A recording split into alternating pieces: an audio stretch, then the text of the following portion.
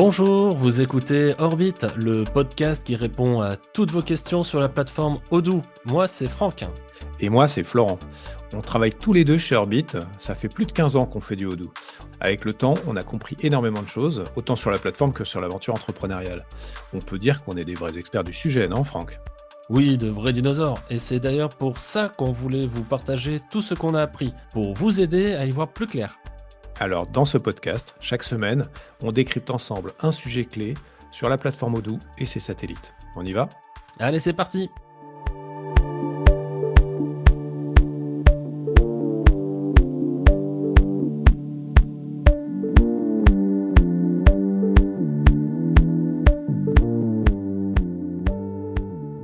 Épisode 4. Alors, épisode 3, parce que le premier, c'était l'épisode 0, c'était un pilote. Il faut suivre un peu. D'accord. Bon, salut Florent, ça va? Ouais, et toi? Ouais, très bien. Aujourd'hui, on va parler de Odoo Studio. Dans l'épisode précédent, on a discuté de Odoo Community versus Odoo Enterprise. Et donc justement, une des grosses différences entre les deux, c'est que y en a un qui comporte un module qui s'appelle Odoo Studio, qui permet à des utilisateurs qui ne sont pas développeurs de faire des customisations, des personnalisations quand même assez avancées, sans connaître Odoo, sans connaître Python, sans connaître HTML, sans connaître Ajax, sans connaître toute la panoplie, et sans passer par Git. Sans rien connaître, en fait. Mais quand même, on va le voir, il faut connaître Odoo, c'est mieux. Ah zut! Ah, je croyais qu'on pouvait faire ça sans rien connaître du tout. Moi, j'aurais bien aimé. Est-ce que, avant qu'on démarre, tu as quelque chose à rajouter sur notre discussion concernant Odoo? Eh bien, écoute, non, je pense qu'on a bien fait le tour et puis c'est un sujet, c'est pas comme les autres sujets qu'on a traités précédemment, donc j'ai l'impression que c'est plus, on a dit, ce qu'on avait à dire, on a séparé, on a remis les œufs chacun dans le bon panier. Moi, pour moi, c'est bon.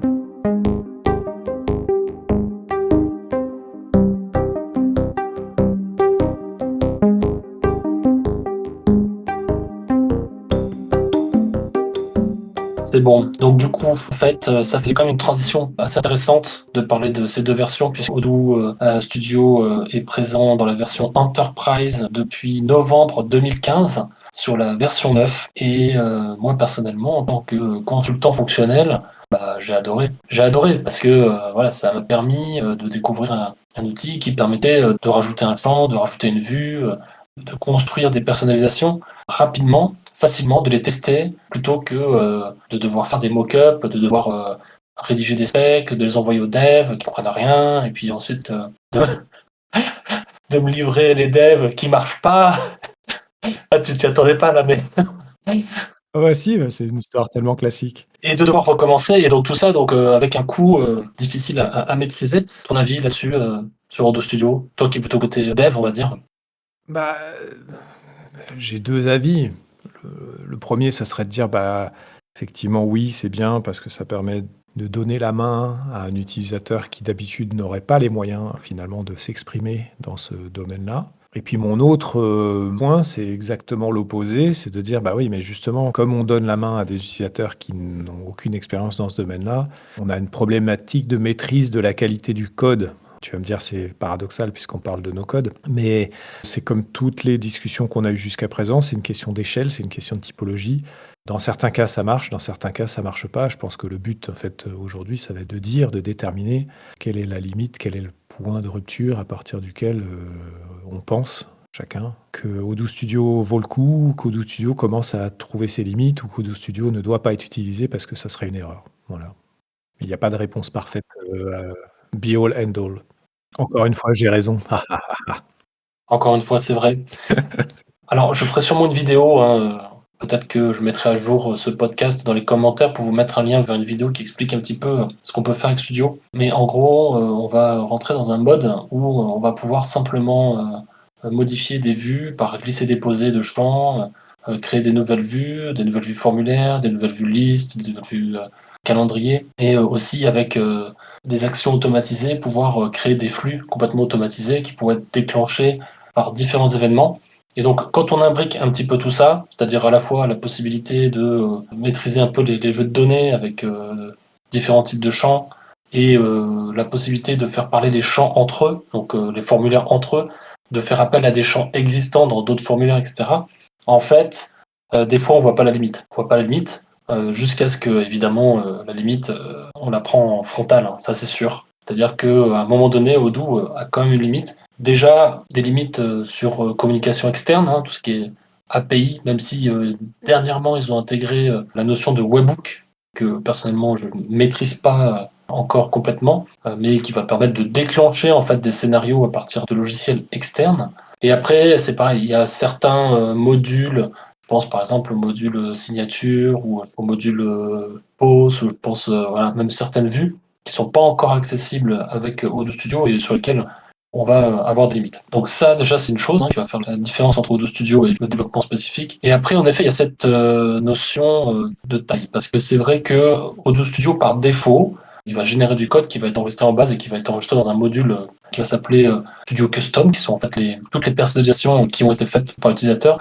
Et donc elles vont toutes se retrouver au même endroit. Et en plus de ça, Odoo va fonctionner par empilement. C'est-à-dire que dans certains cas, si vous dites tiens, bah, ce champ, je vais le changer, etc., en fait, il va pas le supprimer d'un endroit et le remettre à l'autre, il va juste rajouter une instruction à un endroit pour dire que ce champ doit s'afficher là, et donc ça va empiler pas mal de lignes de code qui sont relativement difficiles à lire pour l'humain, faut être honnête. Et c'est là où il y a une vraie problématique, c'est si jamais on doit mélanger les deux. C'est-à-dire que mélanger du Odoo Studio et des développements spécifiques, là, ça va commencer à être compliqué parce que c'est un petit peu comme si Odoo Studio se comportait comme un développeur, mais qu'il disait rien à personne. Qu'il développait des trucs dans son coin qui n'étaient pas versionnés, qui n'étaient pas dans un Git. Et donc là, ouais, je vois une vraie limite. C'est clair. Bah, tu touches finalement au point que je disais tout à l'heure, hein, qui est pour moi la stabilité de l'ensemble, la cohérence de l'ensemble. Quand tu commences à concevoir une application, tu es quand même obligé de concevoir en cohérence. Tu peux pas avoir la main gauche qui travaille sans connaître la main droite. Et tu dois faire attention à ce que la main gauche n'aille pas détruire ce que la main droite a commencé à construire. Et c'est là où Studio, effectivement, trouve ses limites, à mon sens. Il y en a plein d'autres, on va en discuter. Mais je trouve que Studio, en fait, pour revenir dans le positif plutôt, c'est un outil qui est génial pour prototyper, par exemple, dans un environnement de test, pour donner la main aux utilisateurs avancés, les super users, on va dire, pour qu'ils puissent eux-mêmes tester, valider ou invalider des hypothèses qu'ils auraient sur est-ce que ça serait mieux d'avoir telle ou telle règle, est-ce que ça serait mieux de faire tel ou tel blocage de tel champ. Et ça, ils ont besoin de personne, ils le font, ils essayent. Et au bout d'un moment, ils se rendent compte que c'est utile ou pas, et là, ils vous transmettent, ils vous disent, enfin, je dis ils vous, mais c'est ils me, ou ils transmettent ça à une équipe de dev. Et à mon sens, c'est l'un des usages que j'aurais qui serait le plus intéressant, ça serait ça. Ça serait, j'ai prototypé, je me suis rendu compte que c'était bien ou pas bien, j'ai gardé ce qui marchait, et je le transmets à mon équipe de dev en lui disant, ok, voilà, je t'ai écrit ce petit bout-là, c'est cette fonctionnalité, je te donne une petite spec rapide de qu'est-ce que j'ai essayé de faire, et maintenant, est-ce que tu peux m'en faire un vrai module séparé? Par contre, imaginez que tu vas écrire plus que quelques petites customisations par-ci par-là, c'est-à-dire vas-y, je vais faire mon application complète dans Studio, ça serait de la folie furieuse, c'est pas vraiment fait pour ça de toute façon. Oui, encore une fois, et d'ailleurs, ça va faire une passerelle vers un prochain épisode où on va parler méthodologie, parce que ça dépend aussi de la typologie de projet. C'est-à-dire que si jamais tu es sur un projet, en effet, qui concerne des entreprises qui sont structurées avec des processus, plusieurs dizaines, vingtaines, centaines d'utilisateurs, on va pas pouvoir tout mettre dans Studio. Il y a des risques, en effet, de plus s'y retrouver, et donc d'avoir quelque chose qui peut être instable. Parce que Odoo Studio, c'est quand même quelque chose qui peut péter une base, hein, faut le dire. C'est-à-dire que c'est pas évident, mais il peut y avoir un mauvais paramétrage et d'un coup écran blanc, hein. Donc c'est pas le blue screen, hein, mais sur Odoo, souvent c'est plutôt blanc, hein, mais quand tout est blanc, c'est pas bon signe. Et que tu peux plus te loguer dans ta base. Et il te manque la trace d'audit aussi. Quand même, qui a fait quoi, quand. Le problème que j'y voyais moi, c'était la traçabilité. C'est-à-dire qu'en fait, tu disais: «Oui, on peut faire péter une base facilement, on peut se retrouver avec l'écran blanc», parce qu'effectivement, il y a moyen, hein, et c'est pas évident, mais il y a quand même moyen de faire péter une base. Mais moi, je voyais aussi le vrai problème de Studio pour moi, c'est la traçabilité. C'est-à-dire que quand tu as des développeurs, tu as un Git, tu fais un audit, tu sais qui a fait quoi, tu choisis, tu modifies éventuellement l'historique et tu corriges tes problèmes, tu passes par une phase, d'intégration. Mais avec Studio, ça va très vite de te retrouver en prod à le faire en prod. C'est ça le risque. Tu peux faire autrement, hein, tu peux faire du studio en dev et puis ensuite refaire le même studio en prod. Mais moi, j'ai quand même vu très souvent les clients, quand ils ont ça, qu'est-ce qu'ils font? Ils vont direct en prod, ils modifient, et puis après ils t'appellent en disant: «Ah, j'ai fait un truc, je comprends pas, ça marche plus». Oui, oui, bon, alors je suis d'accord. Il y a un truc qui est sûr, c'est que il faut pas laisser les clients tout seuls avec Odoo, hein. Ça, à mon avis, même si j'adore Odoo Studio, donner la main à des utilisateurs finaux, c'est risqué. Le point que je voulais aborder, c'était la typologie de projet. C'est-à-dire que En fait, tu vas avoir des petits projets, vraiment un petit, c'est-à-dire quelques utilisateurs qui ont justement des besoins. Je pense à une cliente qui est toute seule, utilisatrice de son système, et qui pourrait pas fonctionner sans Odoo, parce que sinon il faudrait qu'elle embauche en réalité, et qui a besoin d'automatiser des choses qui n'existent pas nativement pour déterminer des nouveaux projets, des nouvelles tâches automatiquement à partir d'un bon de commande, de sortir des rapports un peu jolis, etc., avec un contexte particulier. Et cette cliente, elle était avec du développement spécifique chez nous. Et donc, ce qui veut dire que il fallait quand même mobiliser des petits budgets régulièrement pour monter en version, même sur DOSH. Et donc là, cet été, en fait, on l'a fait revenir entièrement dans la version standard, ce qui veut dire que c'est une économie pour le futur qui est importante. Et donc là, avec Et tu as utilisé Studio quand même un peu? ouais, Studio, non, mais avec le Studio, bien sûr. Ouais. Donc Studio, En fait, ça veut dire que les devs que vous aviez faits, ils étaient peut-être plus justifiés ou peut-être que finalement tu avais, beaucoup de choses qui étaient arrivées dans le standard et qui faisaient que tu avais plus autant besoin de FSP? non, c'est pas ça. C'est des fonctionnalités qui n'existaient pas, qui n'existent toujours pas. Par exemple, positionner des tâches automatiquement à partir d'une date de commande, etc. Et en plus, on est dans le monde de la publicité, donc en fait, il y a besoin de définir des dates de début de campagne, fin de campagne, etc. Donc c'est la customisation, en fait. Donc ça n'arrivera, ça sera jamais disponible dans le standard. Et après, il faut avouer aussi un truc, c'est que dans les actions automatisées de Studio, on a possibilité de lancer des codes Python. Et que oui, j'ai dû faire quelques lignes de Python et donc ça ne marcherait pas sans ça. Et je tiens à dire que je suis aidé de ChatGPT pour rédiger le Python. Ça fonctionne quoi. Il est fort en Python, ChatGPT. Pas toujours, mais en tout cas, voilà, ça aide. C'est-à-dire qu'un consultant, là je parle pour les petits intégrateurs qui veulent réussir à faire des choses. Alors il y a moyen de vraiment, par contre, se mettre dans des grosses galères à mon avis, hein, parce que il faut quand même bien prendre en compte les limites de Studio, mais il y a possibilité de faire beaucoup de choses. Allez-y les mecs, faites du Odoo Studio avec ChatGPT, on vous regarde. Les bons conseils de papa Franck.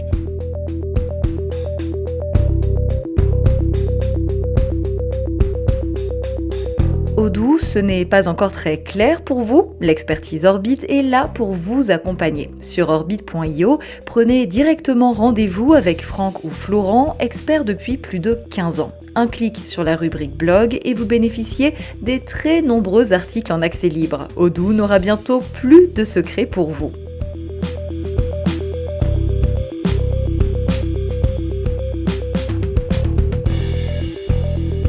Alors, en effet, là, tu parlais tout à l'heure du fait que Audio Studio n'est pas versionné, donc ça, c'est une réalité. Il y a un petit tips quand même que j'ai envie de donner, qui peut potentiellement résoudre ça. C'est que, Faites des backups. ouais, alors en fait, des backups, bien sûr. Dès que tu lances ce studio, avant, tu fais un backup. Hein. Ça, c'est clair, c'est obligatoire, parce qu'on ne sait pas ce qui peut arriver. Et tu es sur une branche de recette, hein, pas en prod directement. Donc on rappelle que la bonne pratique, ça serait quand même d'avoir un environnement ODOSH avec au moins une branche de staging qui est en fait une copie de la prod sur laquelle on peut s'amuser sans rien casser ou en cassant tout mais en faisant un backup, on restaure rapidement. Et donc le truc un peu lourd aussi, c'est que du coup il faut après répéter ce que tu as fait en recette pour le mettre en prod parce que tu peux pas le pousser, tu vois, ça marche pas ça. Eh oui, eh oui. Mais il y a quelque chose que tu peux faire parce que tu peux exporter en fait les customisations studio. Et donc là, potentiellement. Attends, je mets le dos au fond de la gorge là. Attends, bouge pas, ça va venir. Et donc là, c'est l'épisode trash en fait. Tu pourrais potentiellement segmenter un petit peu ton studio en créant plusieurs modules studio, mais en mettant un tout petit peu les noms dans le code. Donc, J'ai une fenêtre, mais je suis au rez-de-chaussée, je vais pas pouvoir sauter. Je suis désolé. en tout cas, voilà, je pense que pour les petits projets, c'est vraiment une possibilité, vraiment sans plaisanter, de faire aboutir le système vraiment de façon très économique. Et puis pour les plus gros projets, c'est une façon aussi, si jamais on reste dans la customisation, ça reste intéressant. Dans la customisation légère, qui peut aller jusqu'à des règles fonctionnelles, à des petits calculs, etc. Ouais, je suis bien d'accord. C'est juste qu'il ne faut pas confondre l'outil avec ce qu'il n'est pas. C'est-à-dire que ça n'est pas un studio de développement no-code. C'est juste un moyen, en tout cas pour l'instant, de personnaliser certains écrans, d'ajouter des champs et de mettre quelques règles entre les champs de façon à faire des calculs automatiques. C'est déjà super avancé. On peut faire vraiment plein de choses. C'est juste que, comme je disais tout à l'heure, ça aurait aucun sens de vouloir écrire une application réellement à partir de Studio complètement, quoi. Ouais, mais bon, après, ça dépend de ce que tu veux faire, parce que tu vois, quelqu'un qui nous écoute, il va pas forcément savoir, tu vois, c'est quoi la limite. En fait, moi, je pense que tu peux très bien faire une petite appli, du moment que tu es sur écrire des données, lire des données, trier des données, Un petit module. Oui, oui, tout à fait. Non, mais quand je dis appli, moi, je pense tout de suite à des trucs assez gros, pas gigantesques, mais assez gros. Effectivement, si c'est juste un module avec quelques écrans, et ouais, tu peux. Ouais, ouais, tout à fait. Mais il y a un moment donné où je considère quand même que si tu veux faire un module, aussi petit soit-il, avec 3 écrans, tu vois, 2-3 vues liste, 2-3 vues formulaire, un ou deux types de rôles et quelques boutons pour passer d'un état à un autre ou je sais pas quoi. Tu deviens éditeur. Même si c'est tout petit, tu deviens éditeur et tu vas avoir envie de le faire évoluer et puis ça va grossir au cours du temps et tu vas faire des petits changements par-ci par-là. Et tu as plus intérêt, je pense, c'est mon point de vue de développeur, mais c'est comme ça, on se refait pas. Tu as plus intérêt à terme, pas au début, hein, à terme, une fois que tu as utilisé Studio et que tu as bien éprouvé, que tu sais que c'est ça que tu veux faire et que tu as trouvé, on va dire, ton data model, je pense que tu as plus intérêt à prendre un développeur, à lui dire voilà ce que je veux, réécris-moi ça avec finalement un module avec le XML et le code Python séparés. Et voilà, parce que finalement, le code Python, il y en aura déjà une partie que tu auras écrit pour Studio, comme tu le disais toi-même. Et finalement, toi aussi, tu vas passer à l'étape d'après. Tu vas passer à l'étape, j'écris mon propre module et tu vas voir que c'est pas si dur que ça. Et par contre, tu vas y gagner en traçabilité, en versionning, en capacité de déléguer, en capacité de séparer les problèmes et de pas toucher à tout en même temps. Parce que là, ton studio, il y a tout dedans, quoi. Alors, il y a quelque chose qu'on n'a pas évoqué, c'est l'aspect migration. Et donc, ce qui est intéressant, c'est que si jamais, alors ça c'est assez récent, ça fait 2-3 ans que Odoo a mis en place ce service-là. Si vous êtes sur Odoo SH ou Odoo Cloud d'ailleurs, porte le studio d'une version à l'autre. Donc moi j'ai envie de dire quand même, tu fais un truc sur Studio, si ça marche, ça marche. Il faut juste que ça marche. Si jamais ça marche plus, c'est là où après tu as des problèmes. Donc avec un système de backup et sans en mettre partout, et en étant quand même un petit peu ordonné, on prend pas trop de risques. Ça se fait, ça se fait. Si tu écris un petit module, full custom et que c'est ton module à toi, le portage va pas non plus être, hyper compliqué, tu vois? C'est toujours le débat qu'on avait même la dernière fois, je pense pas que, voilà, ça soit très compliqué. Après je comprends, hein, dans certains cas, tu as autre chose à faire, tu pas envie d'apprendre, mais je pense qu'il y a quand même un risque supplémentaire, je demande à voir, dans la durée, si vraiment, vraiment, lors de la migration, Odoo va te monter toutes les versions sans problème, et qu'un jour ou l'autre, il y aura pas un truc qui va coincer, on va te dire: «Bah, c'est pas grave, finalement ce Boost Studio, on l'a laissé de côté, il a pas été monté, quoi». Après honnêtement, s'ils veulent faire un tout petit peu d'effort, ils peuvent le faire, ils peuvent t'aider à le porter, donc je suis peut-être mauvaise langue. Ça fait peut-être juste partie du deal pour eux de t'aider à monter de version là-dessus et voilà. Alors, il y a un autre aspect d'Odoo Studio qui peut être intéressant, c'est la personnalisation de ce qu'on appelle les rapports PDF. En fait, ça s'appelle rapport PDF dans Odoo. Nous, maintenant, on sait de quoi on parle, mais un rapport PDF dans Odoo, c'est une facture, c'est un devis, c'est un bon de commande, c'est un picking order, c'est tout ce que tu veux, du moment que tu sors du PDF. Alors, avant la V18, hein, donc on est aujourd'hui en version 18, jusque-là, Odoo Studio pour les rapports, franchement, c'était pénible. C'était hyper, hyper pénible. Bon, ça marchait pas. Maintenant, depuis la 18, ça commence à marcher un peu mieux. Ils sont refondus, hein, ce module de personnalisation de rapport, même si il faut encore taper dans le code, même à travers Odoo Studio pour obtenir des résultats. Ouais, après là, tu touches peut-être à une limite, connue actuelle de Odoo qui est de toute façon que même pour un développeur, l'outil de reporting, il est quand même relativement lourd et désagréable à utiliser et c'est pas pour rien que nous, on a développé Redner et qu'on l'utilise, qu'on le pousse. On a quand même des retours réguliers de gens qui nous disent: «Ah ouais, c'est une super idée» et ça résout un vrai problème qu'il y a dans Odoo, quoi. Je dis pas que ce problème, sera éternel, hein, il y aura peut-être un jour où ça sera résolu, mais pour l'instant, c'est vrai que là, je peux pas te dire, c'est mieux quand tu es un dev, et Studio Kaka, quoi. C'est général à Odoo, quoi. D'ailleurs, oui, donc alors Redner pour info, donc c'est un module externe à Odoo qui va permettre d'enrichir des templates OpenOffice ou LibreOffice et de générer des PDF directement à partir d'Odoo à partir de ces templates. C'est ça, hein? Pour la partie PDF, ouais. Après, tu as aussi la partie MJML qui te permet de faire des emails, responsive, affichables dans tous les clients type Outlook et compagnie, parce que ça, c'est une vraie plaie en soi et c'est l'un des endroits, les plus difficiles à maîtriser, hein. Faire un vrai mail qui est vraiment responsive et qui va vraiment s'afficher dans, aussi bien Outlook que Gmail, que, je ne sais quel autre, client mail, c'est une tannée sans fin et avec Redner, on utilise MJML, ça marche super bien. Et effectivement, tu fais aussi du PDF avec LibreOffice, y compris des PDF assez complexes avec des formulaires et tout. Et ça, c'est quand même beaucoup plus facile de le faire dans LibreOffice que de le faire avec le non-éditeur Odoo actuel en code pur, là, qui est horrible, quoi. Alors, en plus, le problème du rapport PDF, c'est que, à juste titre, le client va être exigeant parce qu'en fait, lui, il a un format, il veut que ça soit comme ça et donc il a raison, il y a pas de problème. Bah, il a raison, c'est sa vitrine. Lui, c'est ce qu'il envoie à ses clients, il faut que ça soit nickel chrome. Voilà. Mais pour un développeur, la plupart du temps, en plus, il y a des petits risques de passer à côté, de potentiels détails puisqu'en fait, Le code, après, il faudra vraiment qu'il soit mis en production pour voir le résultat. Et donc, du coup, souvent, sur ces personnalisations de rapports, il y a des allers-retours.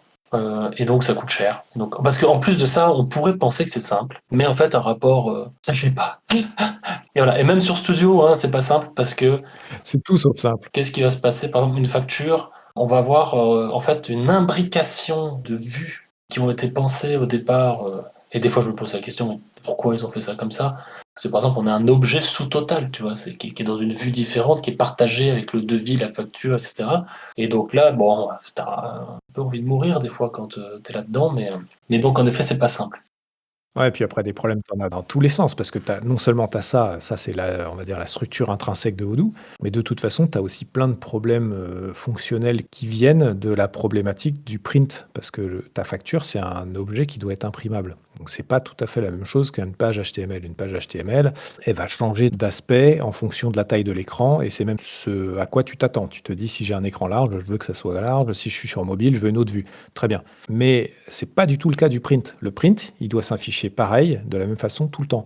Et toi, tu as prévu un truc qui est rigide, qui est en dur. Tu dis j'ai un en-tête, j'ai un pied de page, je mets mon tableau avec mes lignes, mes colonnes, et je vais afficher ma facture sur une page. Ouais, ok. Mais dès que j'ai plus que 12 lignes, qu'est-ce qui se passe? Je vais sur deux pages. Ah oui, mais si je vais sur deux pages, est-ce que je dois scinder le tableau? Comment? Est-ce que je répète le pied de page ou pas? Oui, non. Quelles sont les mentions qui sont répétées et celles qui ne le sont pas? Et si jamais sur une ligne de tableau, en fait, je mets trop de texte, qu'est-ce qui se passe? Est-ce que ça doit faire une ligne qui est plus grande? Est-ce que ça doit déborder à droite? Enfin, tu vois, il y a tout un tas de choses qui apparaissent et quand je te dis ça, c'est à tous les endroits. Chaque champ que tu insères est un piège en soi. Où tu croyais que le gars, il allait mettre maximum 20 caractères, mais il en met 30 et puis ah non, ça marche plus comme prévu. Et à chaque fois que tu dois poser une question, oui, mais qu'est-ce qui se passe si c'est plus grand? Bah, ok, mais on n'a pas prévu, on va limiter. Et, puis, voilà. Et évidemment, ça arrivera toujours. Comme tu dis, ça fait des allers-retours. Et comme l'outil actuel dans Odoo est pas très adapté à l'aller-retour, c'est-à-dire que tu dois imaginer ce que ça va donner, tu dois le dire à ton développeur. Le développeur, lui, il s'imagine avoir compris ce que tu as dit, il se fait un exemple à partir des données que tu lui as données, il te le renvoie, ça marche. Après, tu essaies avec tes propres données, tu t'aperçois que bah non, ça décale à droite, tu lui redonnes et ainsi de suite. Et ça fait un cycle en fait qui est heurté, qui est pas agréable à utiliser. Et c'est vrai qu'avec Redner, on essaie de simplifier ça puisque le cycle, il est déjà raccourci par le fait que tu as le template. Tu le fais designer, ton template, évidemment, au début, il y a quelqu'un qui t'aide, mais après, tu l'as sous la main et c'est assez facile d'aller tester par toi-même et d'aller remodifier parce que c'est du LibreOffice. Donc tu l'ouvres, tu modifies légèrement, hop, tu réuploades et voilà. Et déjà, tu es libre. C'est le no-code du reporting, si je puis dire, quoi. C'est quand même plus agréable.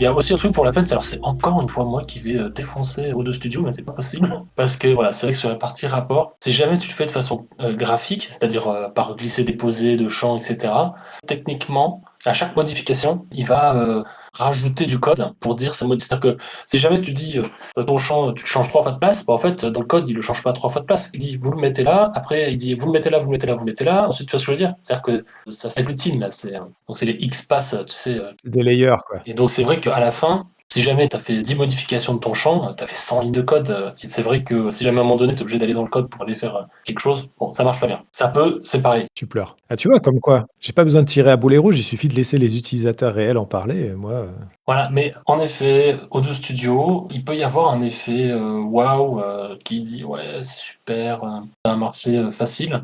Et après, on découvre des difficultés qui étaient difficilement prévisibles, qui vont du coup potentiellement tendre le client aussi, hein, et puis de tendre nous, et puis. Mais sinon, quand même, voilà, sur la partie, moi je pense tout ce qui est formulaire. Par exemple, pour la partie CRM. Bon, moi je suis sur la partie vente, donc forcément j'utilise beaucoup le CRM. Et en plus pour les clients qui conservent et qui peut-être nous écoutent, c'est là où tu as vraiment besoin d'ajouter de l'information. Tu vois, toutes les entreprises sont différentes. Ok, tout le monde fait à peu près les mêmes factures, et demain sera encore plus vrai avec la dématérialisation.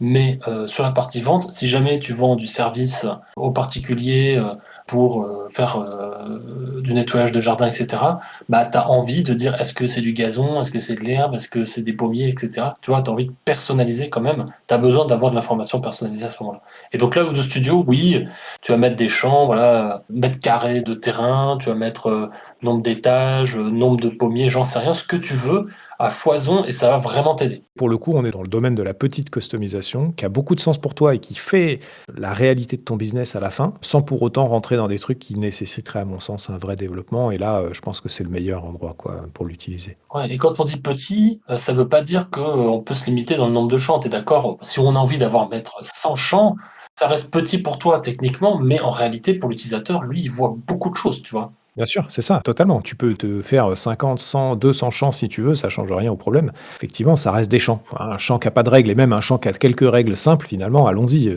Comme je disais, de toute façon, au pire, tu l'utilises comme une sorte de preuve de concept et une fois que tu es content, tu le donnes à un développeur et on passe à l'étape d'après. Voilà. Alors un truc qu'on n'a pas dit, quand même sur la partie, on parle de champs, bon, il y a tous les types de champs et cetera, parce qu'on l'a dit, Odoo, voilà, dans l'épisode précédent, c'est un super, environnement dev, et donc les champs qu'on va déclarer dans le studio, en fait, c'est les mêmes qu'on déclarerait en faisant du dev, hein, quand même, faut le dire. Ce qui est génial avec, ces champs, par exemple, c'est que c'est pas isolé. C'est-à-dire que si tu crées un champ dans un formulaire, tu vas le retrouver dans ton moteur de recherche, tu vas le retrouver dans ton API, tu vas le retrouver dans ton export Excel, dans ton webbook, dans tes actions automatisées. En fait, tu vas le retrouver partout. Et donc c'est là où quand même tu as un truc qui est puissant, je pense, c'est que c'est pas juste mettre des champs pour mettre des infos isolées, c'est des infos qui peuvent vivre. Ouais, c'est pas des infos mortes qui sont que là, que dans l'écran, que pour ton utilisateur. Donc clairement, tu es un first class citizen, quoi. Tes modifs, elles sont là et elles sont visibles par le reste du système et le reste du système peut s'appuyer dessus pour prendre ses décisions dans un module qui aurait rien à voir. Après, c'est là où où je commence tout de suite à dire attention les gars, si vous faites ça, faut savoir ce que vous faites parce que si d'un côté tu ajoutes un champ dans Studio et que de l'autre côté tu commences à faire des règles, quelle que soit la méthode qui se base sur ce champ, alors tu t'exposes à devoir maintenir quelque chose que tu n'as pas à part Studio et on parlera de méthodo finalement, maintenir une spec, hein, parce que c'est bien gentil de créer des champs et de mettre des règles, mais dans ce cas-là, il te faut une spec. Tout à fait. Alors par contre, que ça soit du no-code ou du code, en fait, pour les deux c'est pareil, il faut commenter, il faut documenter. C'est vrai, tu peux faire du code dégueu, hein, tu fais du code sans spec, qui est pas documenté, qui est mal écrit, qui respecte rien, qui marche, et ben voilà, pareil en fait, hein. Donc du coup, qu'on fasse du no-code ou qu'on fasse du code, il faut des bonnes pratiques, il faut faire des specs, il faut passer par une branche de recettes, il faut tester, il faut documenter, et après, si on peut, il faut segmenter. Quand tu fais du code, il faut segmenter, quand tu fais du no-code, il faut segmenter. Donc par contre, le piège d'Odoo, c'est y aller à l'arrache, dans la prod, rajoute un truc, le dis à personne, et puis un jour, pouf, ah bah tiens, erreur, machin truc, on voit qu'il y a tel champ. Je comprends pas, j'ai perdu toutes mes données. Bon, je pense pas qu'on en sera là, faut pas quand même faire peur à ce point. On peut se retrouver avec un système. Non, tu perds pas les données. Je comprends pas, je retrouve plus ma donnée. Bon, en fait, elle est toujours là, elle est dans la base, mais toi, tu la vois plus. C'est ça, en général, qui t'arrive. Voilà, solution, c'est restaurer backup, hein, si elle marche. Il faudra faire des vidéos pour montrer ce qu'on peut faire. Je pense que ça, c'est nécessaire pour cette thématique-là. En tout cas, oui, si on peut résumer, dans un contexte de projet où il y a du développement spécifique, c'est un super outil pour faire du prototypage, donc ça, on est d'accord. Si jamais on n'a pas de développement spécifique, qu'on n'a pas un vrai nombre d'utilisateurs, qu'on ne fait pas les choses à l'arrache, bah, ça peut être un super outil de customisation. Et puis voilà, quoi, en fait. Oui, si tu as des bonnes pratiques et que tu fais un minimum attention, je pense que c'est un outil qui a sa place dans la toolbox, quoi. Ce qui me fait une transition parfaite pour notre futur épisode, puisque le prochain épisode, on va parler méthodologie. Depuis 10 ans, ou je ne sais plus combien de temps, en fait, je fais que réécrire cette méthode pour l'améliorer, pour faire en sorte qu'on arrive à respecter des budgets, à respecter des délais. Et donc, il y a plein de critères. Je pense qu'on avait fait un atelier ensemble où on avait dit qu'un projet Odoo, bon, un projet informatique et n'importe quel projet, c'était un peu quelque chose qui avait vocation à mourir, quoi. Un truc, sa nature profonde, c'est d'échouer. Et donc après, nous, on est là pour faire en sorte que le projet, il marche. Donc c'est un défi. Donc voilà, donc la méthode, elle est là pour essayer de faire vivre ces projets, de les réussir. Quand même, on réussit quand même plus de 80% de nos projets, nous. Donc du coup, J'espère bien, quand même. Florent, est-ce que tu as quelque chose à rajouter sur Studio avant que on arrête cet enregistrement? Bah, ouais, non, studio, c'est bien, mangez-en, mais pas trop quand même, hein. Enfin, attention à l'indigestion. Ok, bah écoute, bonne digestion, et puis bah à bientôt. Salut Franck.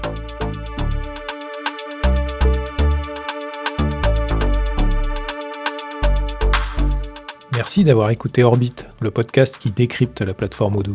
N'hésitez pas à nous contacter sur nos réseaux sociaux. Orbit est sur LinkedIn, YouTube et bien sûr sur notre site internet sur lequel vous pouvez prendre rendez-vous avec nous directement à l'adresse orbit.io. On a besoin de vous pour exister, on a besoin de votre aide, que ce soit sur Apple, sur Deezer, sur Spotify ou sur toutes les autres plateformes où vous avez trouvé le podcast. Vous pouvez nous aider en le disant autour de vous, en utilisant les commentaires, en mettant des étoiles, des pouces bleus, des je ne sais quoi, ça dépend de la plateforme une fois de plus, mais en tout cas parlez-en, c'est bon, mangez-en, dites-le aux autres. Orbit le podcast revient la semaine prochaine. D'ici là, prenez soin de vous. Allez, merci beaucoup, ciao.